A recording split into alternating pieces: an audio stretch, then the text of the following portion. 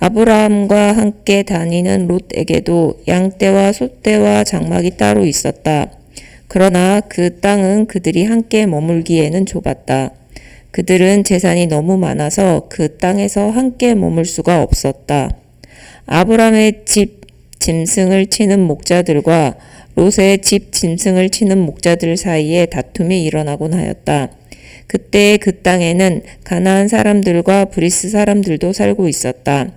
아브라함이 롯에게 말하였다. 너와 나 사이에 그리고 너희 목자들과 나의 목자들 사이에 어떠한 다툼도 있어서는 안 된다. 우리는 한 핏줄이 아니냐. 내가 보는 앞에 땅이 얼마든지 있으니 따로 떨어져 살자. 내가 왼쪽으로 가면 나는 오른쪽으로 가고 내가 오른쪽으로 가면 나는 왼쪽으로 가겠다. 롯이 멀리 바라보니 요단 온 들판이 소알에 이르기까지 물이 넉넉한 것이 마치 주님의 동산과도 같고 이집트 땅과도 같았다. 아직 주님께서 소돔과 고모라를 멸망시키기 전이었다. 롯은 요단의 온 들판을 가지기로 하고 동쪽으로 떠났다. 이렇게 해서 두 사람은 따로 떨어져서 살게 되었다. 아브람은 가나안 땅에서 살고 롯은 평지의 여러 성읍을 돌아다니면서 살다가 소돔 가까이에 이르러서 자리를 잡았다. 소돔 사람들은 악하였으며 주님을 거슬러서 온갖 죄를 짓고 있었다. 롯이 아브라함을 떠난 뒤에 주님께서 아브라함에게 말씀하셨다. 너 있는 곳에서 눈을 크게 뜨고 북쪽과 남쪽, 동쪽과 서쪽을 보아라. 내 눈에 보이는 이 모든 땅을 내가 너와 내 자손에게 아주 주겠다. 아멘. 우리는 보통 고난이 신앙을 흔드는 시간이라고 그렇게 생각을 합니다. 그러나 성경을 우리가 읽어보면 고난보다는 오히려 풍요가 더 조용하게 그러나 더 깊이 우리의 영혼을 시험할 때가 있다는 것을 발견하게 되죠. 오늘 본문 말씀은 바로 그 풍요가 어떻게 한 가정 안에 서로를 나누는 경계를 만드는지 담담하게 그리고 기술하고 있습니다. 아브라함과 그의 조카 롯은 하나님의 은혜로 큰 부를 이루었습니다. 그런데 바로 하나님께로 받은 이 복이 갈등의 씨앗이 되었습니다. 가축이 너무 많아져서 그들은 그러니까 아브라함과 롯은 더 이상 한 자리에서 함께 거주할 수 없게 되었죠. 여기서 한 가지 눈여겨볼 점이 있습니다. 아브라함은 바로 직전에 기근을 피해서 이집트로 내려갔다가 자기 아내 사레를 누이라고 속이고 이제 부끄러운 걸음으로 다시 하나님께서 약속하신 땅으로 돌아온 그러한 사람입니다. 그런데 그가 가나안으로 다시 올라와서 제일 먼저 한 일은 단을 쌓았던 베델로 다시 올라가 주님 여호와의 이름을 부르는 일이었습니다. 한 주석가는 침묵으로 이렇게 다시 돌아온 아브라함의 여정을 두고 이렇게 질문을 합니다. 그는 애굽을 그리고 이집트를 뒤로하고 돌아와서 기뻤을까? 예배의 자리에 그러니까 제사를 드렸던 그 자리가 다시 그에게 회개의 자리가 되었을까?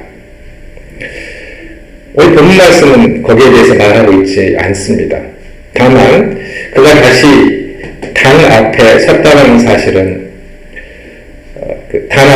섰다는 사실만을 우리에게 알려줍니다. 그리고 바로 우리가 예상할 수 있는 하나님 앞에 선 다음 바로 오늘 본문에 기록된 시험에 대한 이야기가 기록되고 있습니다. 오늘 이 시대에 우리도 그리 다르지 않은 것 같습니다. 가난 속에서는 넘어지지 않던 그런 성도들이 형편이 풀린 뒤에 무너지는 일이 참 많습니다. 하나님과의 관계도 그렇고 사람과의 관계도 그렇고요. 보통 부족할 때보다는 여유가 생길 때 그 관계가 조금 더 벌어지는 것 같습니다. 그래서 오늘 말씀은 우리에게 이렇게 묻는 것 같습니다. 당신은 눈앞에 펼쳐진 기름진 들판을 택하시겠습니까? 아니면 당장 보이지는 않지만 하나님께서 붙들고 계신 약속을 택하시겠습니까? 오늘 이 갈림길 앞에서 성도가 붙잡아야 할 한 가지 믿음의 원리를 함께 묵상해 보려고 합니다. 먼저 7절은 아브라함의 목자와 로스 목자 사이에 다툼이 있었다고 기록하고 있습니다. 여기에 사용된 히브리어 단어가 립이라는 단어가 하나 있는데요. 여기 거기에서 말하는 그 립이 아니고요. 히브리어는 립이 말다툼이란 다툼이라는 그 의미를 가지는데요. 근데 단순한 말다툼이 아니라 이 단어는 한 공동체가 갈라설 정도로의 그 심각한 분쟁을 뜻합니다. 흥미로운 사실은 이 립하고 같은 어근을 가진 같은 어떤 기호를 가진 단어가 훗날 무리바에서 다시 등장하게 됩니다. 광야에 출애굽하면서 무리바라는 곳에서 이스라엘 백성들이 하나님을 물 때문에 원망하는 사건이 있었죠. 그때 바로 이 단어가 등장합니다. 물이 없어 모세에게 불평을 하며 결국 하나님을 시험했던 이스라엘 백성이 안에서 일어났던 그 다툼과 같은 의미로 사용되고 있다는 것입니다. 본문은 이 한 단어를 통해서 그래서 은근히 경고를 하고 있습니다. 우리가 성경을 읽을 때 우리는 잘 못 느끼지만 어떤 단어가 사용됐을 때 유대인들 어떤 단어를 읽으면 그냥 읽는 게 아니고 어떤 사건과 이렇게 연관을 시켜서 읽습니다. 그러니까 이 단어가 어떤 사건에서 사용됐을까? 그렇게 이제 성경의 이야기들은 말을 통해서, 단어를 통해서 아니면 어떤 표현을 통해서 다른 사건이 연결되어 있습니다. 물과 목초들이 둘러싼 지방의 갈등이 그대로 방치가 되면 그것은 언젠가 하나님을 향한 원망으로 번질 수 있다. 이런 것을 이 단어가 암시하고 있다. 이렇게 우리가 이해할 수 있겠습니다.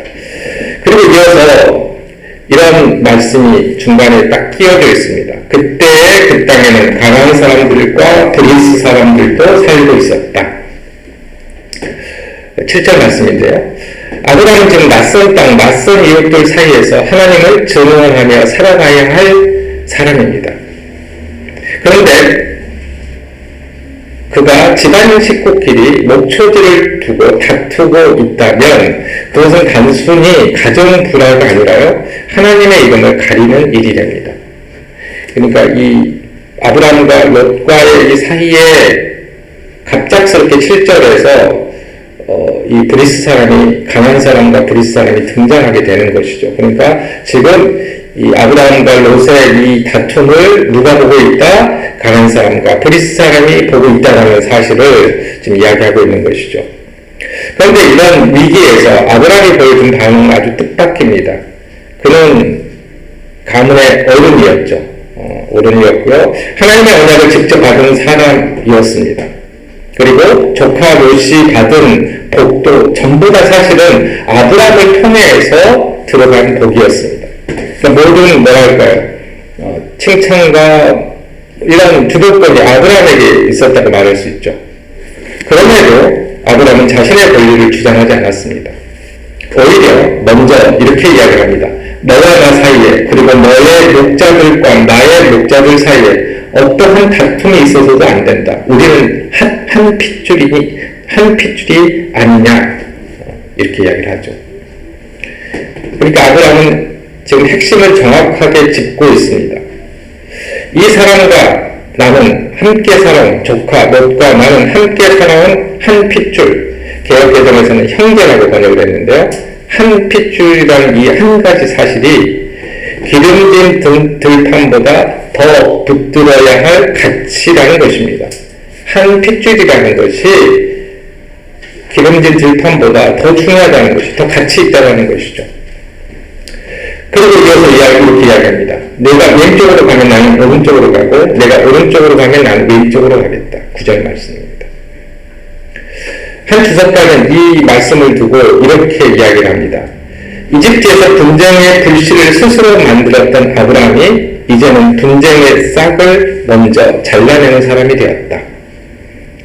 베델에 가서 뭔가 당을 쌓았다는 아주 짧은 이후 아브라함이 어떻게 변했는지를 행동으로 우리가 볼 수 있는 그런 말씀입니다. 아브라함이 베델에서 얼마나 큰 제사를 드렸는지, 얼마나 화려한 제사를 드렸는지 이런 말이 전혀 없지요. 다만 그 이후에 아브라함이 뭔가 변했다라는 사실을 지금 이 말씀을 통해서 우리가 알 수 있다는 것이죠. 이집트에서 실패가, 그러니까 자신의 아내를 누이라고 이렇게 거짓말하면서 자기의 목숨을 조금 더 어떻게 보면 보호하려고 했던 그런 실패가 그에게 무언가를 가르쳤던 모양입니다. 조작과 계산이 아니라 내려놓는 것이 결국에는 사람을 살리는 것 아닌가, 이런 깨달음을 가졌던 것 같습니다. 그리고 본문은 그 모든 아브라함의 변화의 배경에 바로 베델에서 당을 쌓았던 사건이 있다는 것을 암시해주고 있습니다. 예배를 통해 먼저 하나님 앞에 모든 것을 내려놓고 엎드린 사람은 다툼의 자리에서도 먼저 일어설 수 있다는 것이죠. 우리 삶에서도 아브라함이 마주한 순간들이 조용히 찾아오지요. 꼭 큰 다툼은 아닐지라도 직장에서 내 성과를 어떻게 인정받을 것인가, 또 형제자매 사이에서 섭섭했던 말 한마디를 어떻게 정리할 것인가, 그리고 공동체 안에서 내 의견이 받아들이지 않아졌을 때 어떻게 내가 반응할 것인가, 이런 일상의 작은 지점마다 우리는 다툼의 초기 어떤 신호 앞에 서 있습니다. 여기에서 어떻게 행동하느냐에 따라서 이제 다툼이 시작되거나 아니면 사그라지거나 그렇게 되는 것이죠. 아브라함은 이 자리에서 이 어떤 뭔가가 일어날 만한, 다툼이 일어날 만한 그 초기 단계에서 먼저 자신의 권리를 포기함으로써 모든 것을 잃은 것처럼 보여줍니다. 그러나 실은 그가 이룬 것은 아무것도 없었습니다. 왜냐하면 그가 밟고 선 땅의 주인은 원래 자신이 아니었기 때문입니다. 이것이 신앙이 가지고 있는, 신앙인만이 가질 수 있는 어떤 여유 같은 것이라고 말할 수 있습니다. 하나님께서 책임지신다는 한 가지 확신이 있을 때 우리는 비로소 어떤 관계 앞에서 물러설 수가 있습니다. 믿지 않는 세상이 우리의 다툼을 지켜보는 중에 복음의 문이 가려지는 일이 없도록 아브라함처럼 우리도 먼저 손을 내밀 수 있는 그런 여유를 가지고 손을 내밀 수 있는 성도가 되기를 간절히 바랍니다. 내가 조금 손해보면 된다. 참 알고 있지만 참 힘든 일입니다. 그래서 어떻게 보면은 알고 있지만 하기 힘든 일을 하기 위해서 하나님 앞에 먼저 예배하고 기도하고 내려놓는 그 전 단계가 필요하지 않나 생각합니다. 그래서 내가 조금 손해보면 된다라는 이런 마음이 내가 받아들여질 때, 그리고 이런 말을 할 수 있을 때 그 사람은 아마 세상에서 가장 자유로운 사람이 아닐까 그렇게 생각을 해봅니다. 아브라함이 이제 제안을 했죠, 롯에게. 이 제안 앞에서 롯의 반응은 아주 빠르고 분명합니다. 명확합니다. 10절은 그의 시선을 세 개의 동사로 묘사합니다. 개혁개정의 그 번역본이 조금 더 이게 분명해서 개혁개정 성경을 가지고 말씀드리면요. 롯이 눈을 들어 바라본즉 택하였더라. 이 세 가지 단어입니다. 눈을 들어 바라보았다, 택하였다. 이 세 단어가 왜 이제 중요하냐면요. 이 단어가 성경 창세기 앞쪽에 있는 어떤 사건을 연상시킵니다. 바로 에덴 동산에서 하와가 그 나무를 본즉 탐스럽기도 한 나무 그 열매를 따먹고, 그러니까 택하였고 취하였고 이런 이 장면하고 연결이 된다는 것이죠. 일부러 이 창세기 기자가 이 하와의 선악과를 까먹는 사건을 염두에 두고 그러니까 연상을 할 수 있도록 의도적으로 이런 단어를 선택하지 않았나 이렇게 이야기를 합니다. 요단강 그 들판 좌우로 있는 들판의 풍요 앞에서 롯이 섰죠. 그리고 노를 들어서 이렇게 바라봅니다. 그의 눈길, 이 눈길은 선악과 앞에서 선 하와의 눈길과 놀랍게도 닮아 있다는 것입니다. 여기서 한 가지 분명하게 우리가 짚고 넘어가야 할 점은 있습니다. 뭐냐면 롯의 선택이 특별히 악해서 성경이 그를 질책하고 있는 것이 아니라는 것입니다. 그러니까 롯의 선택 자체가 잘못됐다라고 말할 수 없다는 것이죠. 그의 결정은 지극히 현실적이고 합리적인 판단이었습니다. 풍부한 수자원, 비옥한 토지, 그리고 안정된 경제. 누구라도 그런 땅을 나갈 이유가 없어 보입니다. 만약에 롯이 그쪽 땅을 택하지 않았다면 아브라함이 그쪽 땅을, 롯이 선택한 땅을 선택했을 것입니다. 그 비옥한 땅을. 문제는 이 풍경의 한가운데서 저자가 슬쩍, 창세기 기자가 슬쩍 끼워 넣는 말씀이 있는데요. 한 문장이 있습니다. 10절 말씀인데요. 아직 주님께서 소돔과 고모라를 멸망시키기 전이었다. 그러니까 이 구절이요. 물이 넉넉하다는 이 말씀과 주님의 병상과도 같고 이집트 땅과 같았다는 이 말씀 중간에 이게 들어가 있다는 것입니다. 그러니까 이런 이제 기록을 통해서 이런 방법을 통해서 창세기 기자는 이런 말을 우리에게 하고 있는 것 같습니다. 내가 지금 이 들판의 아름다움에 논의가 있다면 잠시 멈추고 그 끝을 생각해 보아라. 지금 눈에 보이는 게 너무 아름다운데 그래서 가고 싶은데 지금 당장 보는 것 말고 갔을 때 그 끝이 어떻게 될 것인지를 한번 생각해 봐라. 그러니까 중간에 그래서 이 구절을 집어넣었다는 것이죠. 다 끝나고 넣을 수도 있고요. 앞에 넣을 수도 있는데 그렇게 의도가 있다는 것입니다. 롯이 본 것은 물이었고 보지 못한 것은 그 땅에 아직 소돔을 들어가기 전이에요. 바로 들어간 게 아니라 그 주변에서 살다가 이제 나중에 소돔에 들어갔는데요. 그 주변에, 그러니까 풍요의 땅 주변에 어떤 도덕적인 공기, 그 문화, 이게 어땠는지를 보지 못했다는 것입니다. 그러니까 눈에 보이는 물은 보았지만 보이지 않는 것을 보지 못했다는 것이죠. 13절은 조심스럽게 이렇게 덧붙이고 있습니다. 소돔 사람들은 악하였으며 주님을 거슬러서 온갖 죄를 짓고 있었다. 10절 말씀 보면 롯은 처음에 소돔 근처에 장막을 쳤죠. 이어서 소돔 안으로 들어가게 됩니다. 이제 14장에 들어가면은 칼빈은 이 대목을 이렇게 이야기를 했습니다. 롯은 자신이 낙원에 거하고 있다고 여겼지만 실은 지옥의 깊은 곳으로 끌려 들어가고 있었다. 눈에 보이는 것은 낙원이었죠. 점점 뭔가 풍요해지고 부가 쌓이고 그랬는데 다른 눈으로 보면은 지옥으로 들어가고 있었다는 것이죠. 결국 그는 편리함을 선택했으나 거룩함을 잃었고 한 주석가의 표현처럼 눈으로 선택한 그는 점점 더 고립되고 사랑받지 못하는 사람이 되었습니다. 그러니까 하나님께로부터 사랑받지 못했고 결국 그 소돔 주민으로부터 사랑받지 못하게 된 것이죠. 우리의 선택은 무엇에 근거하고 있습니까? 자녀의 학교, 이사할 지역, 다음 직장.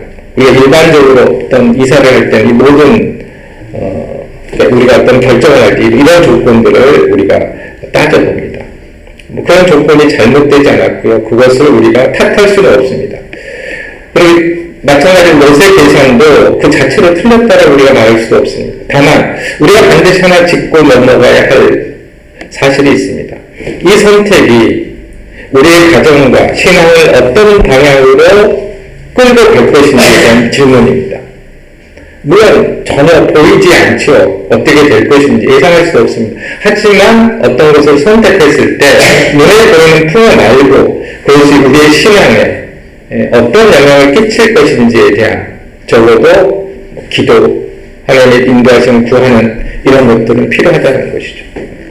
주일 예배에 무리 없이 나올 수 있는지, 가까이 함께 기도할 지체가 있는지, 이것에 머무는 동안 내 자녀가 세상의 공기와 말씀의 공기 중 어느 쪽을 더 많이 호흡하게 될 것인지, 이런 질문들이 거창하지 않고 손에 그 상기에는 잘 잡히지 않습니다. 하지만 바로 이러한 것들이, 공기와 같은 것들이 10년, 20년 뒤, 10년, 20년이 지난 뒤에 우리의 삶을 결정하게 됩니다.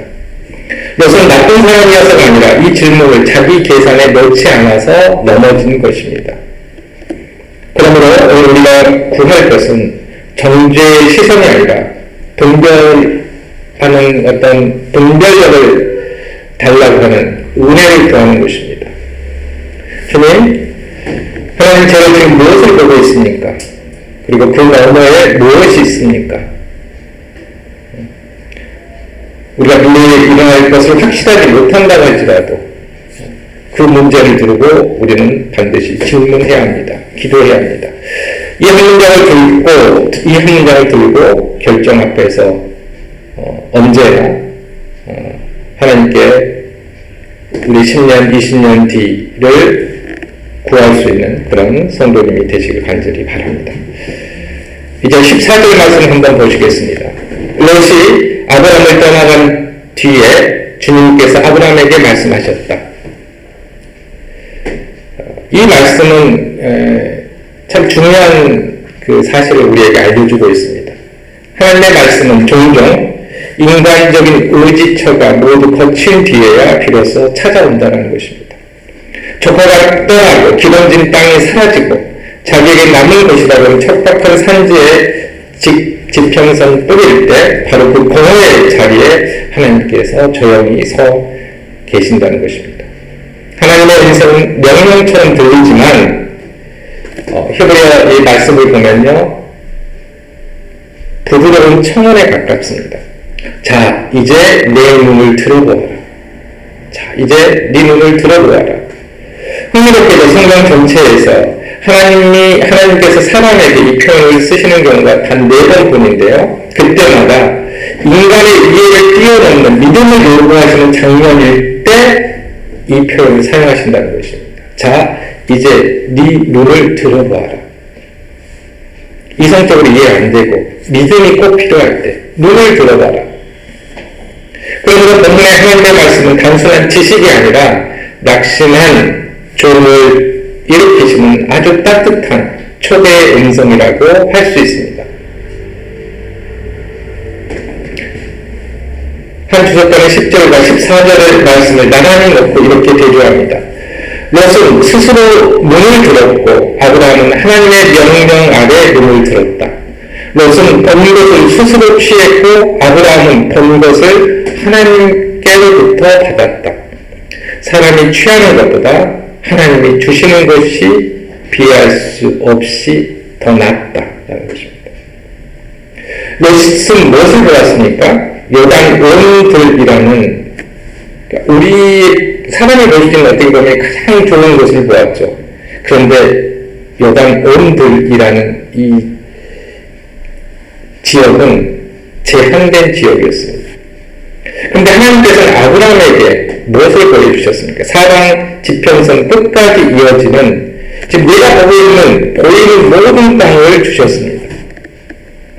15절에서 하나님은 이를 내가 너와 내 자손에게 아주 주겠다 이렇게 말씀을 하셨는데요. 개역개정의 말씀에 따르면 내게 드리니 영원히 이루리라 이렇게 분명하게 말씀하십니다. 롯이 택한 땅은 장차 사라질 유한한 풍요였지만 아브라함에게 약속된 땅 영원한 기업이 되었습니다. 한 가지 더 눈을 볼 대목이 있는데요. 본문은 아브라함이 당을 쌓는 장면으로 시작해서 4절 말씀입니다. 다시 당을 쌓는 장면으로 끝납니다. 18절. 의도적으로 이렇게 기록했다는 것이죠. 이 구조가 말해주는 게 있습니다. 예배로 시작하는 사람은 여기서 예배라는 표현은 뭐 물리적인 공간에서 드린 예배도 되지만 모든 것을 내려놓고 하나님께 전적으로 의지하는 어떤 행위를 말합니다. 예배로 시작하는 사람은 다툼의 한 복판에서도 손해볼 줄 알고, 예배로 마치는 사람은 상실의 끝에서도 하나님의 약속을 끝까지 붙들 수 있다는 것입니다. 왜냐하면 이 요구가 우리 자신의 힘으로는 할 수 없는 것이기 때문입니다. 우리 예배를 드리는 이유는 내가 할 수 없는 것을 하나님의 말씀에 의지해서 또 하나님께서 주시는 힘으로 그것을 하기 위해서입니다. 그래서 예배를 드리지 않고 하나님께 의지하지 않고 자신의 인격이나 성품이나 능력으로 뭔가를 하려고 하는 사람은 실패할 수밖에 없고요. 잠시 성공했어도 결국에는 실패하고 실족하고 실망할 수밖에 없다는 것입니다. 그래서 하나님께 의지하는 것으로 시작해서 의지하는 것을 끝내야만이 넘어지고 쓰러지고 그래도 스스로 소진되지 않고 다시 일어설 수 있고 생명으로 가득 찰 수 있다는 것입니다. 하나님은 우리가 두 주먹을 가득 움켜쥐고 있을 때가 아니라 손을 펴서 무언가를 내려놓은 뒤에 움직이기 시작하는 분이라는 사실을 말씀을 통해서도 그리고 저 개인적인 경험을 통해서도 오랫동안 보아왔습니다. 내 것을 꽉 쥐고 있을 때 하나님은 조용히 계시지만 내가 하나님의 평화를 위해 한 걸음 물러설 때 하나님께서 놀라울 만큼 너그러운 응답으로 우리를 찾아오십니다. 혹시 아브라함처럼 손해보는 쪽을 택하시고 마음이 허전하신 분이 계십니까? 선을 행하고 알아보는 사람이 없어 외로운 분이 계십니까?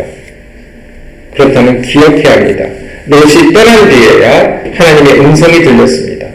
인간적인 의지처가 모두 사라진 그 자리는 결코 끝이 아닙니다. 우리에게는 오히려 하나님의 약속이 시작되는 자리입니다. 하나님이 준비하신 지경은 우리가 양보하는 것보다 언제나 훨씬 높습니다. 보이는 땅에 일희일비하지 마시고 보이지 않는 땅까지 바라보는 믿음의 눈을 구하시기를 주님의 이름으로 축복합니다. 이제 말씀을 맺습니다. 사랑하는 성도 여러분, 오늘 우리는 아브라함과 롯이라는 두 사람의 선택을 통해서 한 가지 중요한 갈림길 앞에 서보았습니다. 롯은 자기 눈을 믿고 눈앞의 들판을 택했습니다. 그러나 그는 결국 그 땅에서 모든 것을 잃고 심판의 그 연기를 등 뒤로 한 채 빠져나와야 했습니다. 반면 아브라함은 눈에 보이는 권리를 내려놓고 하나님의 약속을 택했고 하나님은 그에게 영원한 가나안 땅과 셀 수 없는 자손의 복을 확증해 주셨습니다. 우리 인생의 진짜 위기는 부족함이 있지 않습니다. 진짜 위기는 풍요 속에서 하나님의 약속을 잊어버리고 눈앞에 이익만을 쫓는 영적인 시적 상실에 있습니다. 다툼의 자리에서는 권리 대신 화평을 먼저 생각하시기를 원합니다. 눈앞에 탐스러운 유혹이 찾아올 때는 그 풍경 너머에 무엇이 기다리고 있는지 잠시 멈추고 묻는 분별을 하나님께 구하시기를 원합니다. 하나님은 오늘도 아브라함과 같이 양호할 줄 아는 믿음의 사람을 찾고 계십니다. 우리가 하나님 때문에 한번 손해보기로 결단할 때 하나님은 그 인생 전체를 책임져 주십니다. 내가 저하면 나는 우하리라 는 아브라함의 고백이 오늘 우리 모두의 고백이 되기를 원합니다. 눈에 보이는 들판의 화려함에 마음을 뺏기지 마시고 보이지 않는 신실하신 하나님의 약속 위에 굳건히 서시기를 바랍니다. 하나님께서 우리의 영의 눈을 열어서 하늘의 신령한 복을 보게 하시고 우리의 삶의 지경을 넓혀주시기를 주님의 이름으로 축복합니다. 아멘. 기도하시겠습니다.